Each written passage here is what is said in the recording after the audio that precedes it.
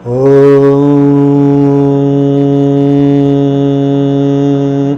शिवाय नमः। आप सभी भक्तजनों का इस मंच पर स्वागत है। आइए जानते हैं शिव पुराण के रुद्र संहिता के इस भाग में ऋषि मुनि हमें क्या समझाना चाहते हैं।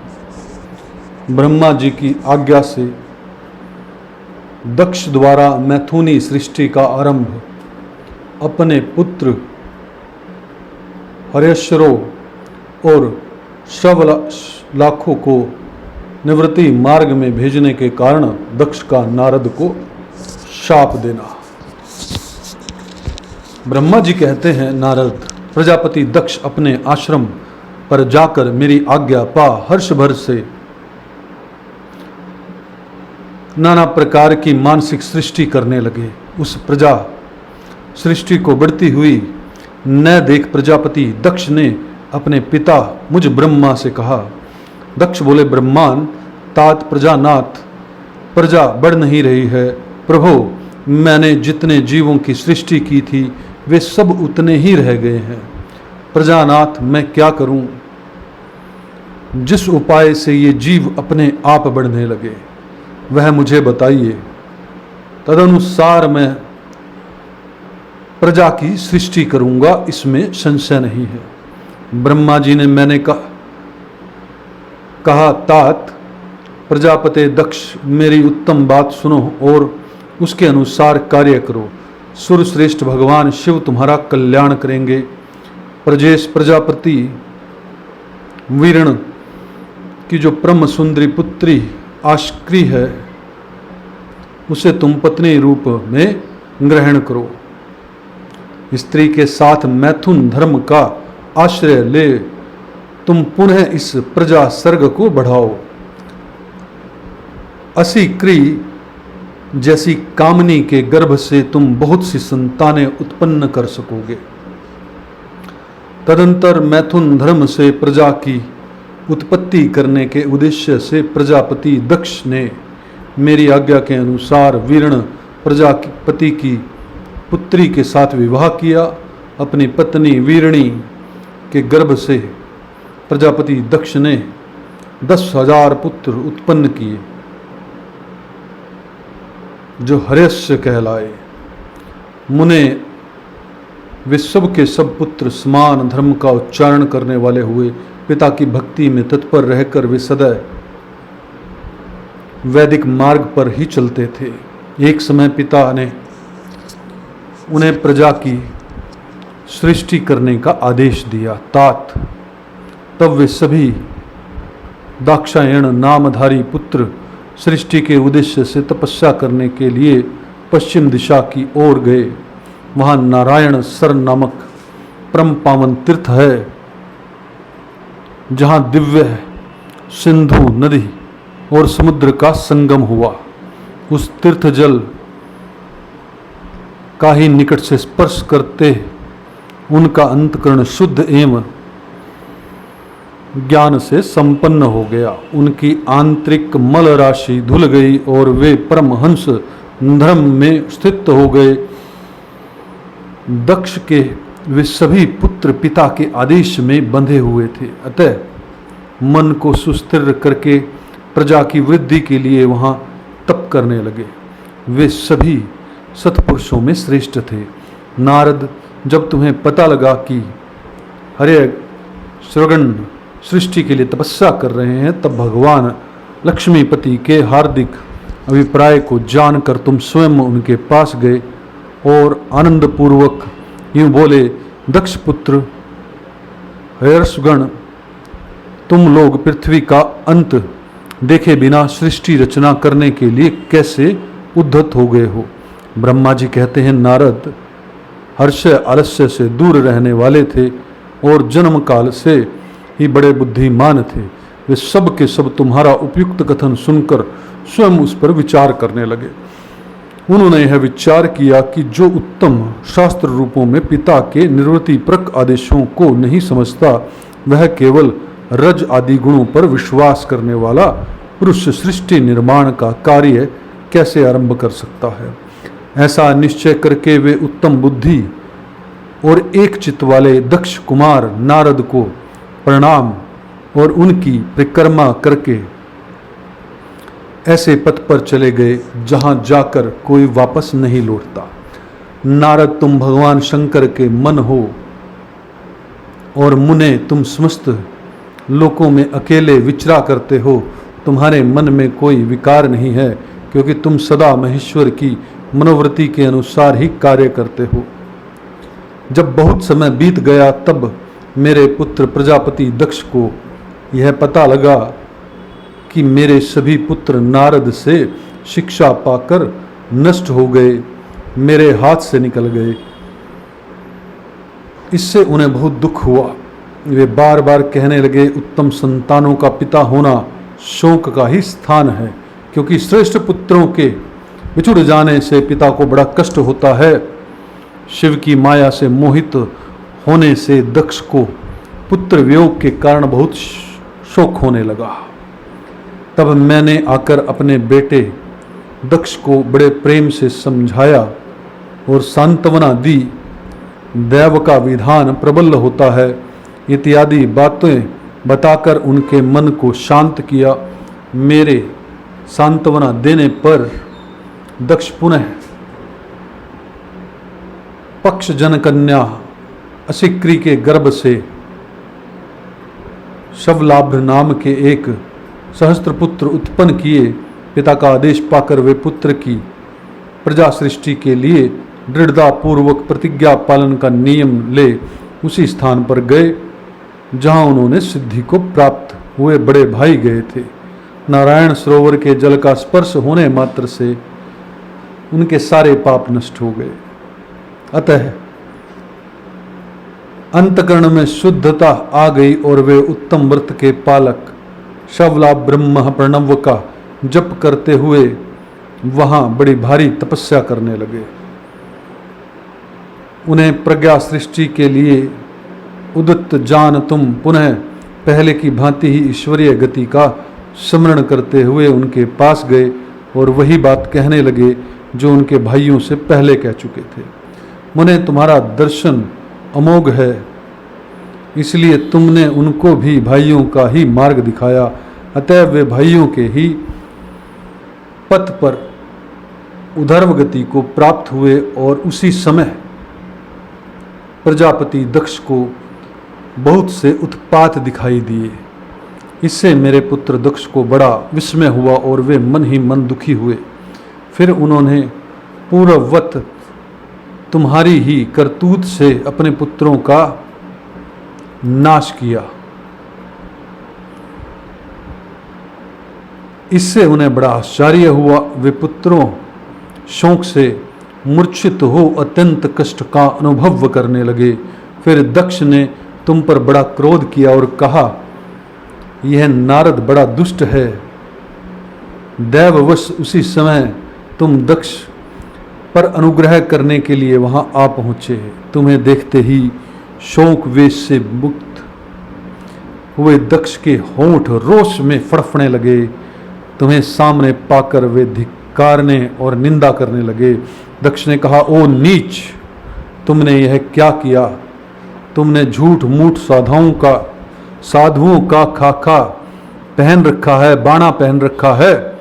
इसी के द्वारा ठग कर हमारे भोले भाले बालकों को जो तुमने भिक्षुओं का मार्ग दिखाया है, यह अच्छा नहीं किया। तुम निर्दय और सठ हो, इसलिए तुमने हमारे इन बालकों के जो अभी ऋषि ऋण, देव ऋण और पितृ ऋण से मुक्त नहीं हो पाए थे, लोक और परलोक दोनों श्रेय का नाश कर डाला। जो पुरुष इन तीनों ऋणों को उतारे बिना ही मोक्ष की इच्छा मन में लिए माता पिता को त्याग कर घर से निकल जाता है, सन्यासी हो जाता है, वह अधोगति को प्राप्त होता है। तुम निर्दय और बड़े निर्लज्ज हो। बच्चों की बुद्धि में भेद पैदा करने वाले और अपने सुयश को स्वयं ही नष्ट कर रहे हो। मूढ़मते, तुम भगवान विष्णु के पार्षदों में व्यर्थ ही घूमते फिरते हो। अधमाधम तुम्हें बारंबार मेरा अमंगल किया है। अतः आज से तीनों लोकों में विचरते हुए तुम्हारा पैर कहीं स्थिर नहीं रहेगा, अथवा कहीं भी तुम्हें ठहरने के लिए सुस्थिर ठोर ठिकाना नहीं मिलेगा।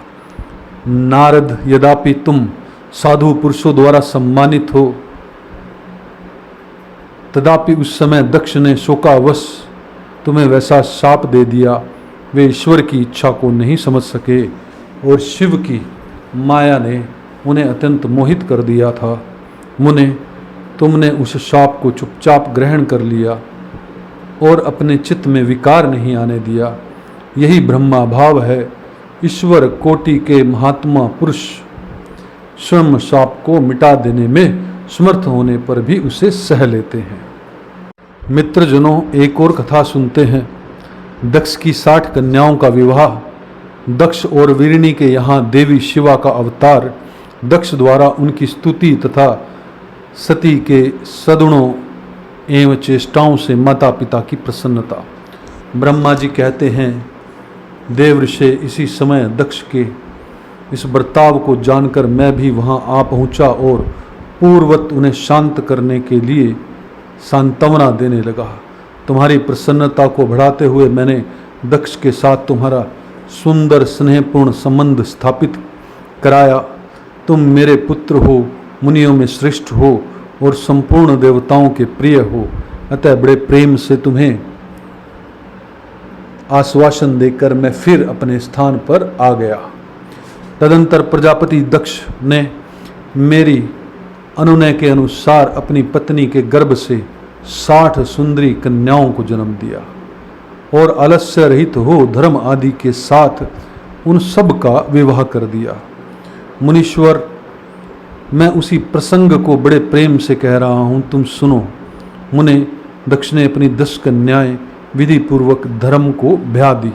13 कन्याएं कश्यप मुनि को दे दी और 27 कन्याओं का विवाह चंद्रमा के साथ कर दिया। भूत या बहुपुत्र अंगिरा तथा कुशास को उन्होंने 2-2 कन्याएं दी और शेष 4 कन्याओं का विवाह ताक्षर्य या अरिष्टनेमी के साथ कर दिया। इन सब की संतान परंपराओं से तीनों लोक भरे पड़े हैं, अतः विस्तार भय से उनका वर्णन नहीं किया जाता। कुछ लोग शिवा या सती के दक्ष की ज्येष्ठ पुत्री बताते हैं, दूसरे लोग उन्हें मझली पुत्री कहते हैं तथा कुछ लोग सबसे छोटी पुत्री मानते हैं। कल्पवेद में ये तीनों मत ठीक हैं। पुत्र और पुत्रियों की उत्पत्ति के पश्चात पुत्री सहित प्रजापति दक्ष ने बड़े प्रेम से मन ही मन जगदम्बिका का ध्यान किया, साथ ही गदगद वाणी से प्रेम पूर्वक उनकी स्तुति भी की। बारंबार क्ली बांध नमस्कार करके वे विनित भाव से देवी को मस्तक झुकाते हैं। इससे देवी शिवा संतुष्ट हुई और उन्होंने अपने प्रण की पूर्ति के लिए मन ही मन यह विचार किया कि अब मैं वीरणी के गर्भ से अवतार लूं। ऐसा विचार कर वे जगदम्बा दक्ष के हृदय में निवास करने लगी। मुनि श्रेष्ठ, उस समय दक्ष बड़ी शोभा होने लगी और फिर उत्तम मुहूर्त देखकर दक्ष ने अपनी पत्नी में प्रसन्नता पूर्वक गर्भाधान किया। तब दयालु शिवा दक्ष पत्नी के चित्त में निवास करने लगी। उनमें गर्भधारण करने के सभी चिन्ह प्रकट हो गए। तात उस अवस्था में वीरणी की शोभा बढ़ गई और उसके चित्त में अधिक हर्ष छा गया। भगवती शिवा के निवास के प्रभाव से वीरणी महामंगल रूपिणी हो गई। दक्ष ने अपने कुल संप्रदाय, वेद ज्ञान और हार्दिक उत्साह के अनुसार प्रसन्नता पूर्वक पुंसवन आदि संस्कार संबंधी श्रेष्ठ क्रियाएं संपन्न की। उन कर्मों के अनुष्ठान के समय महान उत्सव हुआ। प्रजापति ने ब्राह्मणों को उनकी इच्छा के अनुसार धन दिया। यहाँ पर 2 बातें समझने जैसी हैं। अभी मैं कुछ दिन पहले कहीं बैठा था, कुछ पत्रकार साथी वहाँ पर थे, तो बात चलने लगी कि कोई कान से कैसे पैदा हो सकता है, कोई आंसू से कैसे पैदा हो सकता है, कोई पसीने से कैसे पैदा हो सकता है। तो यहाँ पर आप कथा में देख रहे होंगे कि देवी जगदम्बा जो है वो देवी वीरणी के गर्भ से पैदा होने के लिए संकल्प लेती है, ऐसा ऋषि मुनि ने कहा है। मतलब देवी जगदम्बा को भी अगर जन्म लेना है तो उन्होंने गर्भ धारण किया, ये यहाँ पर बात कही गई है। तो इसका मतलब सनातन धर्म में जहाँ पर भी इस तरह से जन्म लेने की बात कही है वहाँ पर मिसगाइड करने की बात कही है, मिसगाइड किया गया है। जिसको भी पृथ्वी लोक पर जन्म लेना है उसे गर्भ धारण करना होगा, या कहें तीन लोकों में जन्म लेना है। दूसरा, जिस तरह की संतान हमें चाहिए वैसे मुहूर्त में गर्भ धारण करवाया जाता था। सेक्स जो है आज जैसे है किसी भी टाइम किया जाता है और करते रहते हैं दिन रात सुबह शाम, और फिर बच्चे भी ठहर जाते हैं और बच्चे पैदा भी हो जाते हैं। अब ये तो पता नहीं वो किस नक्षत्र में पैदा हुए, किस मूल में पैदा हुए, कौन सा उनका मुहूर्त है, लेकिन पहले ये विधान था कि आपको जिस तरह की आत्मा चाहिए उस तरह का मुहूर्त देख कर ही जो है वो सेक्स करना होता था, इंटरकोर्स करना होता था, ताकि उस क्वालिटी का, जैसे किसी को देव क्वालिटी का बच्चा चाहिए, देवी क्वालिटी की बच्ची चाहिए, तो उसे वो जो है मुहूर्त देखना पड़ेगा। किसी को राक्षस बच्चा भी चाहिए था तो वो भी मुहूर्त देखता था कि राक्षस बच्चा कब पैदा हो पाएगा। किसी को सामान्य बच्चा चाहिए तो सामान्य मुहूर्त है। ये दो बातें मैं बताना चाहता था आपको, आइए आगे सुनते हैं। उस अवसर पर वीरणी ने के गर्भ में देवी का निवास हुआ, जानकर श्री विष्णु आदि सब देवताओं को बड़ी प्रसन्नता हुई।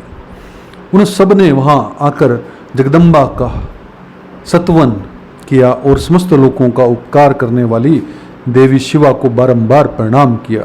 वे सब देवता प्रसन्न चित्त हो दक्ष प्रजापति तथा वीरणी की भूरी भूरी प्रशंसा करके अपने अपने स्थान पर लौट गए।